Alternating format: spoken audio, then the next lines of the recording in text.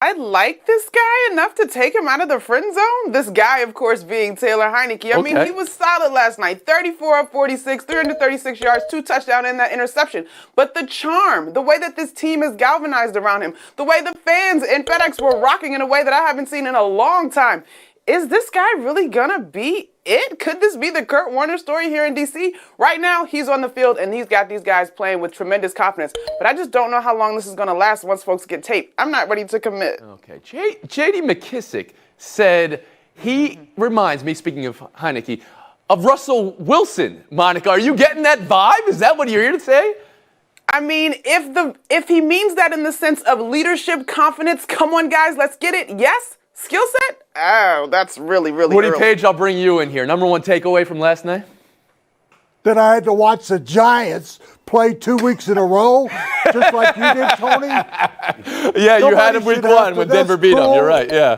Cruel and unusual punishment to watch them go through the same sort of problems and issues and mistakes that they made against the Broncos the previous week. And this team was supposed to be better this year. Offensive line, they had another injury last night to Gates, and I think that Gettleman is on a very short situation there, even though he's been on a short situation since 2017. Why are the Giants continuing to make the same mistakes? They had a chance to win that game over and over and over again, as you pointed out, and they just couldn't pull it off. So Washington goes away from that game feeling great for themselves. Really? That division is still as bad as it was last year, the year before, and a decade before. I love how personal you take it, Woody, that you had to watch that game. Sarah Spain, number one takeaway. It was a good game, I thought. It's actually a combination of the two of what they just said, because Monica's point is a great one. First of all, I feel a lot better about the Washington football team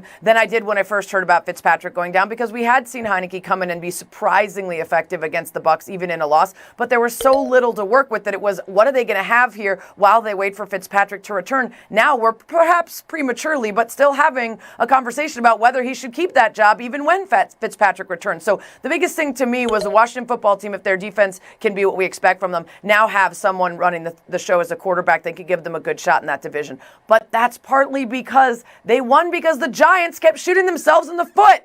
And that stands out just as much to me as the Washington win and Heinicke's performance, is that the Giants are headed for another top to bottom rebuild, new quarterback, new GM. So that's it for you. We're building over and over. We're building. And they're not going to be building under you anymore. Okay. Israel Gutierrez, you have a takeaway from last night? Well, I like how Monica called Taylor Heinicke charming as a positive. And I like that, right? Because he is kind of charming everybody right now, because we talk about him from last year's playoffs like he won a game. He didn't, right? And then last night, yeah, he was great. I mean, that throw to Peoples Jones, right? Or I forget his last name, the hyphenated tight end in the end zone. That was a fantastic throw. And, it was a fantastic throw. But he followed that up with a terrible interception on what would have been or could have been another game-winning drive for them. And that was a bad throw. And it was, obviously picked off there. And the Giants couldn't do enough to get in the end zone and make it more difficult for Taylor. So I do think they have something to work with there. He can seem to put the ball in the right spot. Decision-making, I mean, I guess you just kind of have to keep going with this, because he seems to make good decisions, although that one interception was pretty poor. All right, your decision-making not to know Ricky Seals-Jones' name, but now you're a hyphenated name here, Gutierrez hyphen -5. Monica McNutt, last word. I will say this. This is a franchise, an area that has been starred for some continuity at this position. Even though it's only 3 NFL starts and it's a very, very small sample size, it's been a while, I think, since you've seen this team talk about that quarterback position as much or with as much confidence. The Russell Wilson thing might be wild, and we know that Chase Young gave us Heinicke, but these guys want to play for him. So that is unique. Spain, last word. Yeah, just wanted to point out to Monica's point, this was the 6th different quarterback to face the Giants as starter for the Washington football team in their last 6 meetings. Yeah. That's wild. That's unbelievable. All right, Woody, you got something good. Give it to us. Well, when the Giants' top running back is not the guy we think it is Daniel Jones, rushed for 95 yards. I mean, is that your new offense? Okay. Well, all right. Not good. I know you didn't like watching the game, but the chaos at the end, it was another, primetime game that ends with chaos. I'm kind of here for that. We'll move on. Kansas City, Baltimore, week 2. Ravens staring down all the injuries, and a short week after a week 1 Monday night loss, and now they go up against Mahomes. That's just tough. Something to watch for in this game. You got multiple players playing the team they used to play for. Orlando Brown, offensive tackle now for Kansas City, was with Baltimore for a long time. He said he's not going to snitch on what Baltimore does to his new team's advantage. Meanwhile, Sammy Watkins, receiver for the Ravens now after last year with Kansas City, he's going the other way. Snitch or no snitch, he says, anything I can give, that's what I'm going to do. Israel, snitch or no snitch here? Edwards-Hilaire, by the way, a hyphenated player I do know on the Chiefs. Look, I do think with Orlando, I believe this is not just a stitch. This is like insubordination here. When your coaches come to tell you and say, hey, tell me about your last team. You know, we kind of are playing them now and really want to beat them. And you say no? Man, like I'm going to the owner thinking, why did we sign this person? What's going on here? Is this a Trojan horse situation? Like I'm a little nervous. So I absolutely am on the snitch bandwagon on this one. You cannot stay quiet here. Sarah? Yes, I'm also aboard the snitch wagon, and I'm Team Sammy here because I understand that desire to be loyal to a team that you had success with and you spent time with. But more than any other sport, you are going out on the field and putting your bodies on the line week after week in pursuit of victory. And whatever you can give them, as small as it might be, to that end is required. So it's not just a choice. To Izzy's point, it's borderline insubordination to say, I'm going to give a benefit to the team I used to play for. Why is that loyalty more important than the loyalty of the team that you're lining up with right now? Woody Page? I find it funny that all these people sound like they were in Goodfellas, whose anniversary of coming out is this weekend. Oh, and you're they just wanna trying to snitch get on points everybody. now, Woody. We You saw came to the right that, place. Yes. But I will tell you this, if I happen to go to Fox Sports, I'm not going to snitch out around the horn because I don't ever am told anything about around the horn. I have nothing to give. But I mean, in regard to Orlando Brown, he does owe the Ravens something. They allowed him to go out and make a deal when he said he didn't want to come back to Baltimore. So I think he's repaying what they did for him. Monica McNutt. Chief signed when him. you're on one team, you used to play for another team. Do you tell your new team what your old team does? Absolutely, and I would like to give us another word. It's not snitching, it's called thorough research. You take advantage of everything that you got. I've also heard from plenty of coaches, particularly Coach Brown when I was in school, it doesn't matter if the defense knows what you're trying to do if you run it well. That seems pretty evident, especially when it comes to the Kansas City Chiefs. There's an old Nobody's been able adage to stop them. in matchups, especially in the NFL, the more desperate team will win. Well, I mean, it's week 2. Is anybody really desperate? But Baltimore's really up against them, Monica. So they have any chance taking a W from Kansas City here? I do think you have a chance. I mean, this was a Kansas City team that was down to the Browns, right, before Patrick Mahomes went completely Patrick Mahomes. You've always got a chance because you step out there. However, tall task? Absolutely. I mean, this is a team that has handled Baltimore's blitz, and if their blitz couldn't slow down Derek Carr, who I think gets a bad rap, I'm not sure it's going to do much for Patrick Mahomes. Israel, you want to go 3 words or fewer? I go with the Ravens. Spain. Mahomes unstoppable in September. Woody Page. Kansas City Chiefs. All right, there you go. You're the only one who got 3 words or fewer there, Woody. Here's an extra point. We'll move on. 0-1 teams with games they might want to win to avoid going 0-2. That would be half the league. But a few to put on your radar. Bills at Dolphins. Cowboys at Chargers. Titans at Seahawks. So they're all on the road.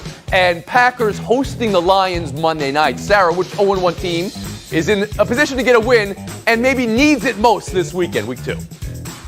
2 answers for me. The Packers are in the best position to get a win because they're taking on the Lions. If the Packers are what we expect them to be, they should win that, and the panic should succeed. On the other hand, the Bills need it the most because I can't say any team from the NFC North needs it when they're all winless. The Bills are playing a divisional rival. They're already behind the 8 ball. They need it the most. Israel Gutierrez? Only one answer for me, Tony. I believe that gets me a point. It's the Patriots, right? If you can't beat the Dolphins at home and then go ahead and lose to the Jets, you're 0-2 in your division, that's definitely going to dampen the excitement for Mac Jones and the quarterback of the future and everything else. So I've got it on the Patriots. Monica? First part of the question, they're not in the best position, but I kind of think the Cowboys need to figure out a way to get it done out west. Of the teams we're discussing, I think they're the ones whose expectations are most up in the air. The rest of these teams, in my mind, can afford to bounce back. Woody Page? I'm going to agree with Sarah on this, that I think the Bills are being picked to go to the Super Bowl. And if you start 0-2, teams don't make the playoffs. So they've got to go to Miami and win that game. Tell me one thing you're certain will happen this weekend. And with those 0-1 teams we were just talking about, Sarah Spain. I know you drilled down on Buffalo, but tell me the one thing you're certain of any of those teams. Of any of the teams we just talked about, I'm certain that Lamar Jackson will once again be held below his 70% QBR against every other team because he averages 54 against the team. Israel? Got his number. I'm certain Aaron Rodgers will go 1-1 after beating the Detroit Lions. 1,000%. Dak throws for his consecutive 300-plus. Does anybody play games like the Philadelphia Phillies? Nobody plays games like the Philadelphia Phillies. They were down 7 to the Cubs. They won 17-8. Who does that? 2.5 back in the wild card to St. Louis. San Diego, Cincinnati are in there too, betwixt them. And Cardinals-Padres play this weekend. What are you buying today in this race of mass chaos? I'm going to think the Phillies are going to emerge. Those other teams have very difficult schedules. The Phillies are playing the Orioles, the Marlins, and the Pirates. They'll win all of those games and slide into that position. Stop the tape for a second, rewind, and tell me if Woody Page said Oreos instead of Oreos. All right, Sarah Spade, how about you? Definitely. I'm buying that you can't predict baseball, but in the occasion that you're asked to, the Cardinals, since the All-Star game, are 32-23, and the Padres are 22-30. They are going in opposite directions, and the Padres are starting 2 pitchers that are cast-offs that got dropped by other teams in this series, so I'm probably going to go for the Cards. Probably? Okay. Israel, how about you? Well, the key word to your question, Tony, is today. And so to Sarah's point, today, I also have faith in the Cardinals, but, they only have a very tenuous lead here. The way Adam Wainwright has filled in, if maybe they can get Jack Flaherty back toward the end of the season, that would be a quick boost. But, today. Guys, I know it's today, and I know it's a tenuous lead. That's why I have you experts on this here program. Monica McNutt, I go to you for my expert analysis here. I'm leaning in to Uncle Woody over there. I'm with him on the Phillies because Big Bat Bryce got some MVP chance last night with home run number 33, and he's got some crazy OPS right now. And talk about a team that's finding a little bit of momentum. Their schedule does them some favors, and he's hitting the ball well. Buy or sell too. Question for you guys. Who leads Major League Baseball in batting right now? Anybody? Bryce! Starling Marte. Starling Marte is exactly right, Sarah Spain, but he's not. And here's the story why. 321, but because he was traded at the deadline, Miami to Oakland, means he won't qualify for plate appearances in either league, Sarah. Buy or sell, no batting title for Marte. This is an absolutely ridiculous rule, which isn't surprising because even baseball's unwritten rules are ridiculous, so the written down ones are going to be terrible too. What about the fact that we now have some 7-inning games? What about the fact that we have runners starting on second and extras? What about the rule changes? What about the fact that just because he's having a tremendous year and he gets traded, which is not of his own volition, he goes somewhere else and now it's like the numbers don't matter anymore? This is the dumbest rule and it doesn't serve any purpose other than probably to make someone 60 years ago feel good about themselves for writing it down. Wow. Israel Gutierrez, how about you? Yeah, and don't forget about interleague play, too, another reason why it's weird. Look, I'm with you, Sarah. I do think that they just kind of have to make the rules exactly the same on both sides. So either universal DH or get rid of the DH, and therefore you have no more excuses. But if you do that, then don't you have to get rid of the 2 different league awards? I think you have to do that, too, right? If all the rules are the same and just have one MVP. But you're causing more problems here, Israel. Monica, the idea of this batting title, he's got the highest batting average, but he won't win it. Buy or sell? Is this like an asterisk in the record books where like wins that were actually vacated? Like this just seems dumb. Listen, I understand each league has a slightly different set of rules, but there's got to be a way to make some compromise for this scenario. This is no. Monica, let me help you out. If he's got a clause in his contract for leading the league in hitting, he will get a double bonus this year because he led both leagues in. So don't feel sorry for him. Congratulate him for an accomplishment that's never happened before in baseball. The story is he's not going to win either league, Woody. That's the story. Buy or sell 3, Penn State, Auburn. James Franklin says he can't stand any form of distraction. Quote, I can't stand any form of distraction. End quote. I can't stand in any form of distraction. Says USC rumors will not affect him coaching Penn State. Israel, buy or sell? I'm buying it because he says he spoke to his players, he spoke to his staff, he spoke to the leadership committee, told them in detail what they needed to know, which means there was probably something there, but he doesn't have to spill the beans to the media, so I buy it. Heinicke? I'm buying it as well. Every coach has to go out and win the game that's in front of them, and so do the players. Woody Page? I think it'll be a positive distraction. He'll be trying to impress USC in case he wants to go there by coaching the best game he can. Mike Bone, the athletic director at USC, watching him will say, oh, that's very impressive. That's a good distraction. A good distraction, okay. And Sarah Spain, how about you?